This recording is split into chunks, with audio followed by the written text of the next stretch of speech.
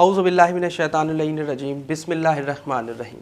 شروع کرتا ہوں اللہ کے نام سے جو بڑا مہربان نہایت رحم والا انصاف کے دن کا حاکم ہے۔ ناظرین سلام علیکم، میں ہوں حسن آصف۔ پیش خدمت ہے ہمارا اسپیشل پروگرام کربلا کیا درس دیتی ہے۔ جیسا کہ ہم نے پہلے ایپیسوڈ میں آپ کی ملاقات کرائی مولانا سید حسنین باقری صاحب سے، اور آج پھر آپ ہمارے ساتھ اسٹوڈیو میں موجود ہیں۔ ناظرین اکرام، جس طریقے سے کربلا ایک درس کے سلسلے سے ہمارا پروگرام چل رہا ہے، ہم نے پہلے ایپیسوڈ میں آپ کو کربلا میں جو ایک تعلقات بھائی بہن کے یا بھائی بھائی کے یا والدین کے رہے، وہ بخوبی مولانا صاحب کے ذریعے آپ تک پہنچائے۔ انشاءاللہ ہماری کوشش رہے گی ان ایپیسوڈز کے ذریعے آپ تک کچھ اہم باتیں پہنچائی جائیں۔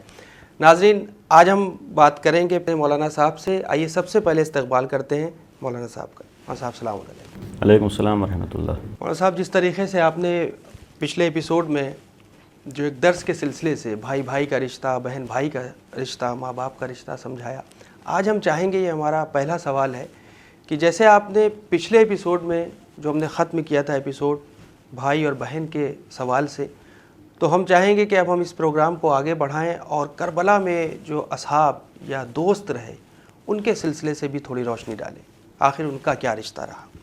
اعوذ باللہ من الشیطان الرجیم، بسم اللہ الرحمن الرحیم، الحمد للہ رب العالمین والصلاة والسلام علی النبی وآلہ، السلام علیک یا ابا عبداللہ الحسین۔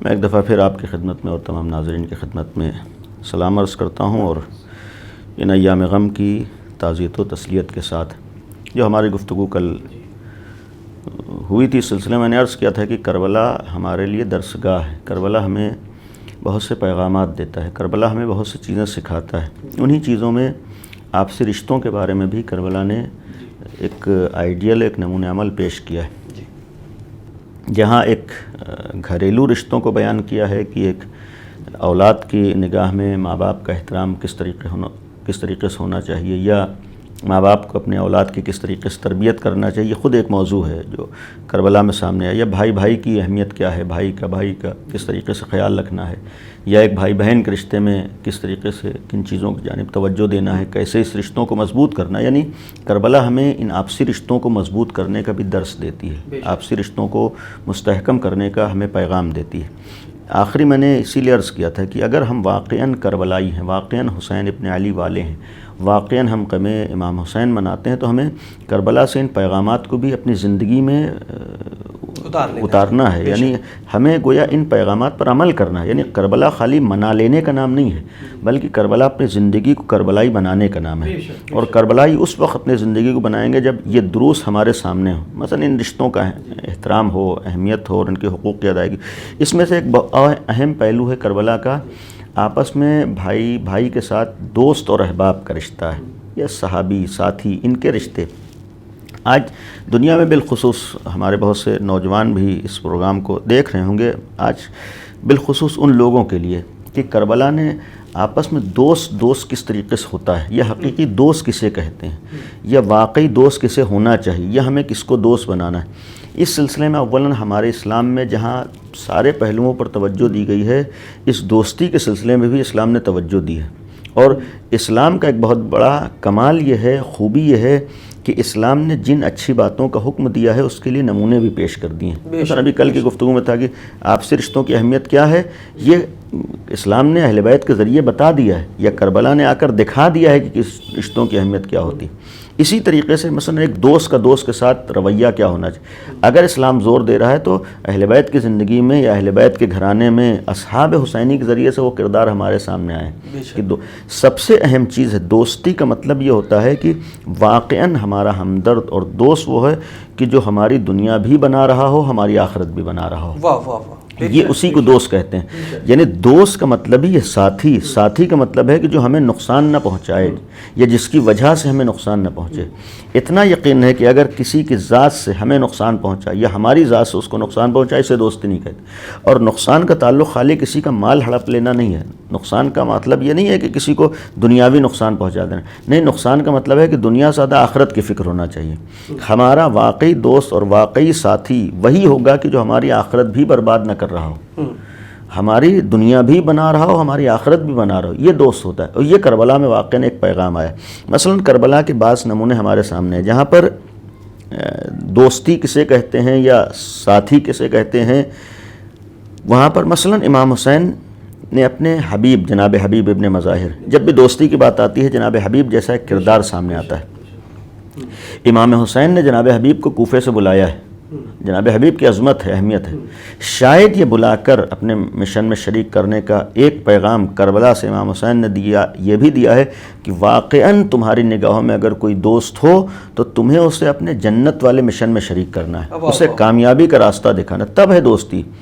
یعنی ہو سکتا ہے اس جنت کے لیے ایک سخت امتحان سے گزرنا پڑ رہا ہو، لیکن دوستی کا حق یہ ہے کہ اس کی بھلائی اور اس کی نجات اور اس کی کامیابی کی تمہیں فکر ہونا چاہیے. صحیح ہے کربلا میں آ کر شہادت ہے، لیکن امام حسین جانتے ہیں اس شہادت کی وجہ سے عظمت کیا ہے.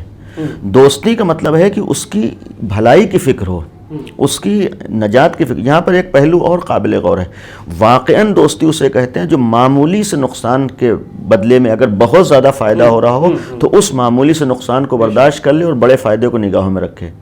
یہ ہے دوست. نہ یہ ہے کہ معمولی سے فائدے کے لیے اس کی پوری آخرت برباد کر دے، وقت برباد کر رہا ہو، ٹائم برباد کر، اسے دوست نہیں کہتے ہیں. ہمارا دوست وہ نہیں ہوتا ہے کہ جو ہمیں گناہوں میں تشویق کر رہا ہو. ہمارا دوست وہ نہیں ہو سکتا ہے کہ جو ہمارے لیے خالی ٹائم برباد کر رہا ہو، وقت برباد کر رہا ہو. ہمارے لیے مثلا نماز کا وقت آ گیا، وہ دوست نہیں ہے کہ جسے فکر نہ ہو کہ ہمارا نماز کا ٹائم آیا ہے.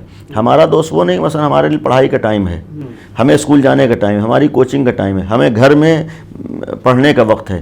دوست وہ نہیں کہا جائے گا کہ جو ہمیں لیے ہوئے بیٹھے ہوئے کہہ رہا ہے کہ بعد میں ہو. نہیں، دوست کا مطلب ہے کہ ہمیں ان چیزوں میں بھی سہارا دیتا ہو. آج دوستی کا مطلب ہوتا ہے کہ جو ہمیں اچھا لگ رہا وہ دوست ہے، یا جو وہ اسے اچھا لگ. نہیں، دوستی کا مطلب کربلا میں یہ بھی پیغام دی، یہ دیکھنا ہے کہ جس کو تم نے مانا اسے کیا اچھا لگ رہا ہے، اس راستے میں تمہیں دوستی کرنا ہے. ہرگز وہ دوست نہیں ہوتا ہے کہ جو مفاد کی وجہ سے دوستی کرتا ہے. دوست وہ نہیں ہوتا ہے کہ جو خالی اپنے لیے دوستی کرتا ہے. دوستی کا مطلب ہوتا ہے جسے تمہاری فکر ہو، جسے تمہارا خیال ہو. لہذا جس دوست کی وجہ سے ہم گناہوں میں مبتلا ہو رہے ہیں، جس دوست کی وجہ سے ہم معصیت کا شکار ہو، یہ دوست نہیں ہے. حتیٰ آج ایک پہلو جو دوستی کی بات آئی کربلا کی روشنی میں، دوستی کا مطلب ہے کہ گناہوں سے بچنا. دوستی کا مطلب ہے معصیت سے اپنے کو محفوظ رکھنا. دوستی کا مطلب ہے کہ غلط راستوں سے اپنی حفاظت. تو ہرگز ہمارا وہ دوست ہو ہی نہیں سکتا ہے کہ جو گناہوں میں ہمارا سہارا بن رہا ہو، لاکھ ہم کہیں.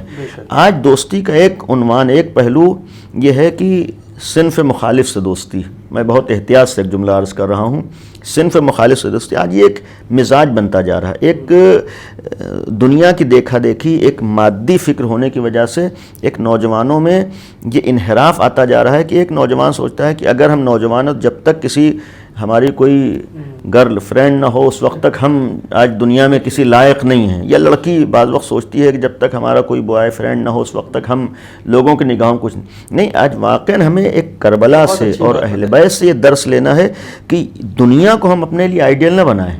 مثلا دوسرے ملکوں میں کیا ہو رہا ہے، دوسرے لوگ کیا راستہ، وہ ہمارے لیے ویسٹرن کلچر وہ ہمیں نہیں دیکھنا ہے. ہمیں جس در سے ہم وابستہ ہیں ان کو دیکھنا ہے، جس امام کے ماننے والے انہیں دیکھنا ہے. یعنی ان لوگوں کے راستے پر چل کر ہم اپنی دنیا بھی خراب کریں گے، آخرت بھی خراب کریں گے. یہ رشتے جہاں پر آتے ہیں، جہاں پر آج یہ ایک شوق بنتا جا رہا ہے، اس میں واقعاً یہ یقین رکھیے، میں پوری ذمہ داری سے کر رہا ہوں، یہ دوست ہو ہی نہیں سکتا ہے کہ جو ہمارے گناہوں میں ہمارا سہارا بن رہا ہو. یقیناً ایک نامحرم سے دوستی کرنا یہ جائز نہیں ہے، شریعت میں حرام ہے. جب دوستی جائز نہیں ہے، حرام ہے، تو یہ دوستی ہی نہیں ہے، یعنی اپنا نہیں ہے. اور پھر کبھی کبھی جب اس میں اور کہا جائے گناہوں میں جب اضافہ ہوتا ہے، خطاؤں میں جب اضافہ ہوتا ہے، یہاں تک نوبت آ جاتی ہے کہ وہ اپنے گھر والوں کو چھوڑنے پہ لڑکا تیار ہو جائے گا، لڑکی تیار ہو جائے گی. اس کے لیے خود اس دوستی میں سوچنا چاہیے کہ بھائی اگر وہ معمولی سے دوستی کی وجہ سے اپنے اتنے مضبوط رشتوں کو چھوڑنے پہ تیار ہے تو جب تک یہ جذبات ہیں اسی وقت تک یہ ہمارے ساتھ ہے. یعنی یہ غلط فہمی کبھی ایک نوجوان کو جذبات میں آ کر یہ ہوتی ہے کہ یہ تو ہماری وجہ سے سب کو ٹھوکر مارا ہے. یہ کمال نہیں ہے، یہ اس کی بدبختی ہے، یہ اس کی انسانی اصولوں سے گرنے کی دلیل ہے. یعنی جو لڑکا یا لڑکی ایک دوست کی وجہ سے اپنے سارے رشتوں کو ٹھوکر مار رہا ہے، جن رشتوں کی اہمیت کا کوئی مقابلہ نہیں ہو سکتا، جو مثلا ماں کو اہمیت نہیں دے رہا ہو دوست کے مقابلے میں، باپ کو اہمیت نہیں، تو اس کی نگاہوں میں دوست بھی کچھ نہیں ہے. یہ وقتی جذبات ہیں. یہ سامنے والے کو فیصلہ کرنا ہے کہ جو ہماری وجہ سے اپنے سارے رشتوں کو جو ہمیشہ کے جو ٹوٹ نہیں سکتے انہیں توڑنے پہ تیار ہے، تو ہم کو بھی کسی اور کی وجہ سے چھوڑنے پہ تیار ہو جائے. جائے گا. یہ خوش فہمی میں بعض لوگ مبتلا ہو جاتے ہیں کہ اس نے ہماری وجہ سے اتنی قربانیاں نہیں دی ہیں. اس نے خود ہمیں آئینہ دکھایا ہے کہ اگر ہم ایک چند روزہ دوستی کی وجہ سے اپنے مضبوط رشتوں کو توڑ سکتے ہیں تو تم بھی یاد رکھنا کہ ہمارے سامنے تمہارے مقابلے میں اگر کوئی آ گیا تو پھر ہم تم کو بھی ٹھوکر مار دیں گے. یہ آدمی بھول جاتا ہے. یعنی دوستی ہرگز یہ نہیں ہوتی ہے کہ جو ہمیں گناہوں کی طرف لے جائے. کربلا نے درس دیا ہے کہ دوستی یہ ہے کہ تم کامیابی کی طرف لے جاؤ، جو ہماری زندگی بنا رہو. آج خالی فالتو چیٹنگ کرنے کے لیے اگر دوست ہو، یہ دوست ہمارا نہیں ہے. وقت بربادی میں ہمارا کوئی دوست ہے، یہ دوست نہیں ہے. نامحرم سے دوستی کا کوئی اہمیت نہ ہو رہی، یہ ہمارا دوست نہیں. دوست وہ ہے کہ جو ہماری دنیا کو بھی کامیاب بنائے، آخرت میں بھی. واقعاً دوست ہوگا کہ جو ہمیں، مثال کے طور پر ہماری پڑھنے کی عمر ہے، ہماری تعلیم کی عمر ہے، وہ دوست ہے کہ جو ہمیں اس میں سہارا دے رہا ہو. بھئی تمہاری زندگی کس چیز ہو سکتا ہے بعض وقت ہمارے لیے اس کامیابی کے راستے میں بعض ناگوار چیزیں آئیں، بعض ناپسندیدہ چیزیں آئیں، بعض چیزیں ہمیں بری لگیں، لیکن ہمیں اصل فائدے کو دیکھنا ہے. وقتی ناراضگی کو نہیں دیکھنا ہے، وقتی مزاج کے خلاف باتوں کو نہیں دیکھنا ہے. ہمارا اصل فائدہ کس میں؟ اور اصل فائدہ پوری دنیا اور آخرت کی کامیاب زندگی میں ہے. اور کامیاب زندگی اسی وقت ہو سکتی ہے کہ جب ہم اپنے کو برائی سے بچائیں. لہٰذا آج کے بالخصوص دور میں ایک نوجوان کو یہ توجہ دینا ہے کہ ہمیں کس کو اپنا ساتھی بنانا ہے، کس کو اپنا دوست بنانا ہے. یہ کربلا ہمیں پیغام دے رہا ہے. اور یہیں پر جہاں کربلا کے اصحاب میں ایک پیغام کی بات ہے، جناب حر امام حسین کے در تک آئے ہیں. حر وہ ہیں کہ جو جہنمی ہیں، جہنم میں ہیں، لیکن امام حسین نے ایک پیغام دیا، واقعی اگر تم دوست ہو، واقعی ساتھی ہو تو کسی کو جنت تک پہنچا دو، یہ ہے دوستی. کسی کو برائیوں سے نکال لو، یہ ہے دوستی. کسی کو ضلالت و گمراہی سے بچا لو، یہ ہے دوستی. یہ امام حسین نے پیغام دی. حتیٰ یہ بھی ایک پیغام جو تمہاری فکر کرے، مثلا جو تمہاری تعلیم میں تمہارا سہارا دے، جو تمہیں نقصانات سے بچائے، جو تمہیں گناہوں سے محفوظ رکھے، جو تمہیں دیندار بنا رہے، یہ دوست ہوتا ہے. ورنہ جو تمہیں خالی مفاد کے لیے استعمال کر رہا ہو وہ دوست نہیں ہے. آج کہیں کہیں بعض وقت دوستی ایسی سامنے آتی ہے کہ جب تک ہماری جیب میں پیسہ ہے تب تک آدمی ساتھ ہے، تو یہ غرض کی دوستی ہوتی، یہ مفاد کی دوستی ہوتی. یہ جب تک ہم کسی لائق ہیں تب تک ہمارے ساتھ ہے، ہمارے وقت پہ کام نہیں، تو یہ دوستی نہیں ہوتی. دوستی کا مطلب یہ ہوتا ہے کہ جو ہمارے لیے ہم سے دوستی کرے، ہمارے بقیہ چیزوں سے ہمارے دوستی. اسی طرح ہم کو بھی کسی سے اس کے لیے دوستی کرنا ہے. جب اس کے لیے دوستی کرنا ہے تو پھر اس کی بھی ہمیں فکر ہوگی، اس کی نجات کی فکر ہوگی، اس کے فائدے کی فکر ہوگی. بہت ہی اچھی وضاحت آپ نے پیش کی، بہت ہی نصیحت آمیز آپ نے بات بتائی حقیقت میں. کیونکہ آج کے اس دور میں جہاں آپ دیکھیے سارے رشتوں کی کوئی قدر نہیں ہے، یعنی سیلفشنس جو ہے وہ ہمارے ذہنوں میں بھر چکی ہے. اتنا سیلفش انسان ہو چکا ہے.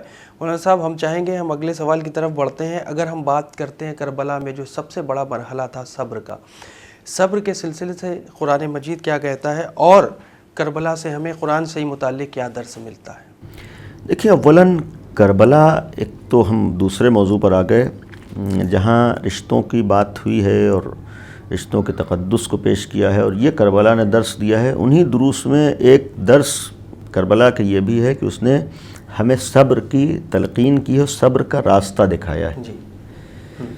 اور صبر کا ایک مفہوم یہ بھی ہے کہ بڑے سے بڑے، سخت سے سخت مرحلے میں ہمیں کیسے گزرنا ہے. صبر کا ایک مفہوم ہے. قرآن کریم میں متعدد آیات صبر کے حوالے سے ہیں، اور کثرت سے بعض آیات میں اس کا تذکرہ ہوا ہے، اور روایات معصومین میں بھی صبر کے سلسلے میں ذکر ہے. مثلا قرآن کی ایک آیت ہے وَاسْتَعِينُوا بِالصَّبْرِ وَالصَّلَاةِ، یعنی تم مدد طلب کرو صبر کے ذریعے سے اور نماز کے ذریعے سے. البتہ صبر کے سلسلے میں بعض تفاسیر میں مختلف توجیحات بھی ہوئی ہیں یا مختلف تفسیریں بیان ہوئی کہ صبر سے مراد، لیکن ظاہری معنوں کو اگر ہم لے رہے ہیں وَإِنَّهَا لَكَبِيرَةٌ إِلَّا عَلَى الْخَاشِعِينَ، یہ قرآن نے کہا ہے سورہ بقرہ کی آیت نمبر 45 ہے کہ صبر سے تمہیں مدد لینا ہے، صبر سے سہارا لینا ہے. اور یہ صبر خود قرآن کہہ رہا ہے کہ إِنَّهَا لَكَبِيرَةٌ، یہ آسان نہیں ہے، یہ ایک سخت مرحلہ ہے، لیکن سخت غیروں کے لیے، ان لوگوں کے لیے نہیں جو اللہ کے راستے پر ہیں، یعنی جنہیں اللہ کا خیال ہے، علی الخاشعین، جو خشوع رکھنے والے ہیں، جو اللہ کی فکر کرنے والے ہیں. اس کا مطلب ہے کہ صبر کر لینا، یا صبر کا مطلب دیکھیے یہاں پر یہ بھی مختصر وضاحت کر دوں کہ صبر کا مطلب ایسا نہیں ہوتا ہے کسی نے ہمیں ظلم کیا ہے سر جھکا دیں، یہ صبر نہیں ہے. صبر کا مطلب یہ ہے کہ مثلا ہمارے اوپر ایک سختی آئی ہے، ایک غلط فہمی جیسے ہوتی ہے، مثلا ہمارے رشتہ دار چلے گئے، ہمارا عزیز چلا گیا ہے، ہمارا باپ مثلا رخصت ہو گیا، ہماری اولاد، تو صبر کا مطلب یہ نہیں ہوتا ہے کہ ہمیں غم نہیں منانا ہے. صبر کا مطلب یہ نہیں ہے کہ ہمیں گریہ نہیں کرنا، یہ غلط فہمی ہے. صبر کا مطلب، صبر کا ایک مفہوم یہ ہے کہ ہمیں اللہ کے فیصلے پر راضی رہنا ہے. صبر کا مطلب ہے کہ یہ اللہ کا فیصلہ ہے، اگر فطرت ہے آنسو بہانا تو ہم آنسو بہائیں گے، اگر غم منانا فطرت ہے تو ہم غم منائیں گے، جس کی تائید اسلام کرتا ہے، تاکید کرتا ہے، تائید دونوں کرتا ہے۔ یعنی اسلام میں اس سلسلے میں سیرت موجود ہے، انبیاء کی، قرآن کریم کی آیات موجود ہے کہ صبر کا مطلب یہ نہیں ہے کہ تمہیں گریہ نہیں کرنا ہے، آنسو نہیں بہانا ہے، غم نہیں، ہرگز نہیں، ایسا نہیں ہے۔ غم بھی منانا ہے، گریہ بھی کرنا ہے، آنسو بہانا ہے، لیکن یہ ہے کہ یہ نگاہوں میں رکھنا ہے کہ یہ اللہ کا فیصلہ ہے، اللہ کی مسئلہ، لہٰذا ہم اس کے اوپر راضی ہیں۔ امام حسین کربلا میں اتنی بڑی بڑی قربانیاں دی ہیں، ان قربانیوں میں امام حسین نے صبر کا مظاہرہ کیا ہے۔ صبر کا مطلب یہ ہے کہ ایسا نہیں کہ امام حسین نہیں روئے ہیں، امام حسین نے اتنی بڑی قربانیاں دے دی ہیں صرف اللہ کی خوشنودی کے لیے، اللہ کے رضا کے لیے۔ یعنی یہی ایک جذبہ تھا کہ جس نے اتنی قربانیاں اللہ کے لیے دینے کا حوصلہ پیدا کیا۔ یہ کربلا کا ہمارا درس ہے کہ اگر اللہ کی عظمت اور اللہ کے خوشنودی نگاہوں میں ہو تو پھر بڑے سے بڑے امتحان دینا انسان کے لیے آسان ہو جاتا ہے۔ لہذا اگر ہم ایک آیت کی طرف توجہ دیں، وَاصْبِرْ لِحُکْمِ رَبِّكَ فَإِنَّكَ بِأَعْیُنِنَا، دیکھو تم اپنے پروردگار کے حکم کے لیے صبر کرو، اور فَإِنَّكَ بِأَعْیُنِنَا، ایک قرآن کہہ رہا ہے، سورہ مبارکہ طور کی 48ویں آیت ہے کہ تم ہماری نگاہوں کے سامنے ہو۔ اس سے ایک مفہوم یہ بھی سمجھ میں آتا ہے کہ ہمارا خدا، ہمارا پروردگار، ہمارا معبود جو صرف ایک ہے کائنات میں، ہماری انسانی عظمت و شرافت کا تقاضا یہ ہے کہ ہم خالی اسی کو معبود مانتے ہوں جو ہمارا خالق ہو، ہم خود اسی کی عبادت کرتے ہوں جو ہمارا پروردگار۔ یہ کربلا کا بہت بڑا درس تھا، اور حسین ابن علی اور امیر المومنین کا درس تھا کہ تمہیں اپنے ایک خدا کو ماننا ہے، ایک معبود کو ماننا۔ یہ قرآن یہ کہہ رہا ہے کہ اگر تم صبر کر لے گئے، اگر تم نے اللہ کے فیصلے کو نگاہوں میں رکھا، تو پھر ہم فَإِنَّكَ بِأَعْیُنِنَا، تم ہماری نگاہوں کے سامنے ہوگے، تمہارا یہ عمل ہمارے سامنے ہوگا۔ واقعاً اگر غور کریں کہ اگر انسان کو یہ احساس ہو کہ جس کے لیے ہم یہ عمل انجام دے رہے ہیں وہ اتنی عظمتوں کا حامل اور وہ ہمیں دیکھ رہا ہے، ہم اس کے سامنے یہ عمل انجام دے رہے ہیں اس کی خوشنودی کے، تو پھر بڑے سے بڑا مرحلہ طے کرنا آسان ہو جاتا ہے۔ بڑی سے بڑی منزل پر برداشت کر لینا انسان کے لیے آسان ہوتا ہے، بڑے سے بڑا سخت مرحلہ طے کرنا انسان کے لیے آسان ہوتا ہے۔ اور اس کی ایک دلیل بھی ہے کہ جس وقت امام حسین، بہت بڑی واقعہ منزل تھی کربلا میں کہ امام حسین نے جناب علی اصغر کی شہادت کو اپنی نگاہوں سے دیکھا ہے۔ یعنی یہ آج کے زمانے میں بہت سی چیزیں کہہ دینا بہت آسان ہے، لیکن ایک باپ کے لیے 6 مہینے کے بچے کی شہادت کو پیش کر دینا، یہ کربلا میں امام حسین نے پیش کیا۔ یہاں جو صبر کا مظاہرہ کیا، یعنی اتنا سخت مرحلہ ہے، اتنی بڑی منزل ہے، اتنا بڑا امتحان ہے، لیکن خود امام حسین نے اس آیت کی جو تفسیر پیش کی ہے، اس عنوان، چونکہ قرآن نے کہا کہ اگر تم اپنے پروردگار کے لیے صبر کرو تو اللہ کی نگاہوں کے سامنے، تو امام نے فرمایا تھا خدایا یہ انتہائی سخت مرحلہ اگر میں طے کر رہا ہوں، اس لیے طے کر رہا ہوں کہ مجھے یقین ہے کہ تیری نگاہوں کے سامنے ہے۔ جب حسین ابن علی کو یہ یقین ہے کہ یہ مرحلہ، یہ امتحان تیری نگاہوں کے سامنے، تو یہ منزل بھی میرے لیے برداشت کرنا آسان ہے، اس منزل سے گزر جانا میرے لیے ممکن ہے، اس امتحان کو دے دینا، ورنہ ایک باپ کے لیے اپنے بچے کی لاشیں کو اٹھا لینا ناممکن ہو جاتا ہے، اور وہ بھی اتنے بڑے امتحان سے گزر جانا۔ یہ ایک امام حسین نے کربلا سے ہمیں درس دیا ہے کہ اگر تمہیں عظمت پروردگار، اپنے معبود کی اہمیت، عظمت نگاہوں میں ہو تو بڑے سے بڑا مرحلہ، بڑی سے بڑی منزل قابل برداشت ہو جاتی ہے، اور تمہارے لیے صبر کرنا آسان ہو جاتا ہے۔ اور یہ نگاہوں میں رہے کہ ان اللہ مع الصابرین، یہ خود کہہ رہا ہے کہ اللہ صبر کرنے والوں کے ساتھ ہے۔ جب اللہ انسان کے ساتھ ہے تو پھر انسان کو کوئی پرواہ نہیں ہوتی ہے، جب اللہ صبر کریں۔ اسی لیے جناب علی اکبر نے ایک جملہ کہا تھا کہ جب ہم حق پر ہیں یعنی اللہ ہمارے ساتھ ہے، یہی تھا کہ السنا علی الحق، سوال کیا تھا جب امام حسین نے انا للہ زبان پر جاری کیا، سوال کیا تھا السنا علی الحق، کیا ہم حق پہ نہیں ہیں، یعنی کیا خدا ہمارے ساتھ نہیں؟ حق کا مطلب یہی ہے جب خدا ہمارے ساتھ ہے تو اب ہمیں پرواہ نہیں ہے کہ ہم موت پر جا پڑیں یا موت ہم پر آ پڑے، یعنی اگر موت جیسے مرحلے سے بھی گزرنا ہو اور یہ یقین ہے کہ خدا ہمارے ساتھ ہے تو یہ امتحان ہمارے لیے بہت آسان ہو جاتا ہے، جسے آج امام حسین ہمارے سامنے درس دے رہے ہیں کہ اگر تمہارے سامنے بھی دشواریاں ہیں، پریشانیاں ہیں، امتحانات ہیں، اور تمہیں یہ احساس ہو کہ اللہ کی نگاہوں کے سامنے ہے، اور تمہیں یہ احساس ہو کہ اللہ تمہارے ساتھ ہے، تو بڑے سے بڑا امتحان تمہارے لیے آسان ہو جائے گا، یا بڑی سے بڑی سختیوں سے گزرنا تمہارے لیے آسان ہو جائے گا۔ تم کسی بھی دشواری اور کسی امتحان کو اپنے لیے سخت نہیں سمجھو گے۔ اگر امام حسین نے اتنے بڑے امتحان کو آسانی سے گزارا ہے، چونکہ مشن کیا تھا؟ خدا، اللہ کی مرضی، اللہ کی خوشنودی، تو ہمارے نگاہوں میں بھی اگر اللہ کی خوشنودی اور رضا ہو تو انشاءاللہ بڑے سے بڑا امتحان طے کرنا اور سخت منزل سے گزر جانا آسان ہو جائے گا۔ اور صاحب وقت کی کمی ہے تو بس ہم چاہیں گے آخری سوال آپ سے سوال پوچھنا چاہتے ہیں کہ اگر ہم بات کریں صلہ رحمی کی تو ہم چاہیں گے کہ حضور اکرم حضرت محمد مصطفیٰ صلی اللہ علیہ وسلم کی کوئی حدیث کی روشنی میں آپ صلہ رحم کو کربلا سے متعلق سمجھانے کی؟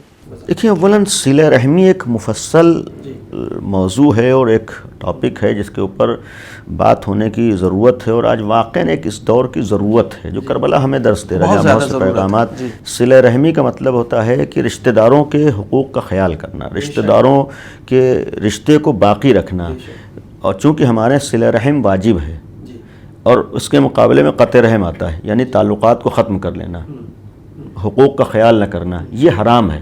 یعنی قطع رحم حرام ہے، صلہ رحم واجب.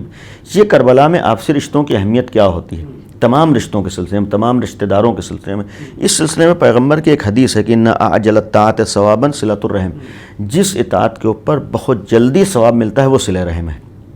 یعنی جس اطاعت، بہت سی ہر کام اللہ کے خوشنودی کے لیے ہو، اللہ کے حکم کے آگے سر جھکانے، وہ اطاعت پروردگار. پیغمبر فرما رہے ہیں جس اطاعت کے اوپر ثواب بہت جلدی ملتا ہے وہ صلہ رحم ہے. یعنی اگر ہم رشتہ داروں کا خیال کر رہے ہیں، رشتہ داروں کی فکر کر رہے ہیں تو ہمارے لیے ثواب ہے. دوسری پیغمبر کی ایک اور حدیث ہے، الصدقۃ علی وجہہا واجتناء المعروف وبر الوالدین وصلۃ الرحم تحول الشقاء وتزید فی العمر. اگر یہ ہم رشتہ داروں کا خیال کریں، صلہ رحم کریں، اسی میں ماں باپ کے ساتھ نیکی بھی کر رہے ہیں، نیک کام کر رہے ہیں، اور صدقہ جہاں پر دینا چاہیے وہاں پر خرچ کریں، تو یہ انسان کی بدبختیوں اور پریشانیوں کو اچھائیوں سے بدل دیتا ہے. بے شک. یعنی انسان کی جو بدبختیاں ہیں، انسان کی پریشانیاں، ان کو اچھائیوں سے بدل دیتا ہے. تحول الشقاء یعنی شقاوت اور بدبختی کو مٹا دیتا ہے، ختم کر دیتا ہے. وتزید فی العمر اور عمر میں زیادتی کا سبب ہوتا ہے. جو چیزیں انسان کی عمر کو کم کرتی ہیں وہ قطع رحم ہے. اس حد تک مذمت. یعنی اگر ہم رشتہ داروں سے تعلقات ختم کریں تو دوسرے کو نقصان نہیں پہنچا رہے، اپنے کو نقصان پہنچا رہے ہیں. یعنی یہ اولاً یہ یقین رکھیے کہ اسلامی احکامات میں جن چیزوں سے روکا گیا ہے ان چیزوں کو اگر ہم انجام دیتے ہیں تو ہم کسی اور کو نقصان نہیں پہنچاتے. پہلی چیز یہ یقین رکھیے، ہم اسلام کے خلاف چل کر کسی اور کو نقصان نہیں پہنچاتے بلکہ اپنے کو نقصان پہنچاتے. مثال کے طور پر دوسروں سے کینہ ہے، دوسروں سے حسد ہے، دوسروں سے بیر ہے، یا اسی طریقے سے دوسروں سے تعلقات ختم کر لینا ہے. ان سب سے کسی کا کوئی نقصان نہیں ہوتا ہے. بے شک. اگر ہمیں اپنے دین اور معصومین کی زبان پر یقین، تو یہ یقین رکھے کہ اس سے ہم خود اپنے کو نقصان پہنچاتے ہیں. عقل مندی کا تقاضا یہ ہوتا ہے کہ دوسروں کی وجہ سے اپنے کو نقصان میں کیوں مبتلا کرے. بھائی یہ عقل مندی نہیں ہے کہ دوسرے کی وجہ سے ہم اپنے گناہوں کا بوجھ بڑھا رہے ہیں، دوسروں کی وجہ سے اپنی آخرت برباد کر رہے ہیں. نہیں، ہم کو دوسروں کی وجہ سے اپنی عاقبت کو برباد نہیں کرنا ہے. اسی لیے کہا گیا کہ اگر ہم سے کوئی تعلقات ختم کر رہا ہے تو ہم تعلقات ختم کر کے اپنے کو کیوں جہنمی بنا رہے ہیں، اپنے عذاب میں کیوں اضافہ کریں.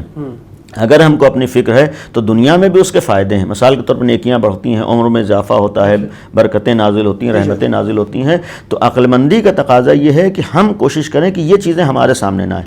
بالفرض چونکہ بعض وقت لوگ کہتے ہیں کہ وہ خود ہم سے نہیں ملنا چاہتے تو ہم کیوں ملیں. نہیں، اگر دوسرا غلط کام کر رہا ہے، قطع رحم کر رہا ہے، تو ہم کیوں کر رہے ہیں. یعنی قطع رحم کر کے اگر وہ اپنا نقصان کر رہا ہے تو ہم قطع رحم کر کے اپنا نقصان کیوں کریں. ہم صلہ رحم کریں تاکہ ہمیں فائدہ ہو.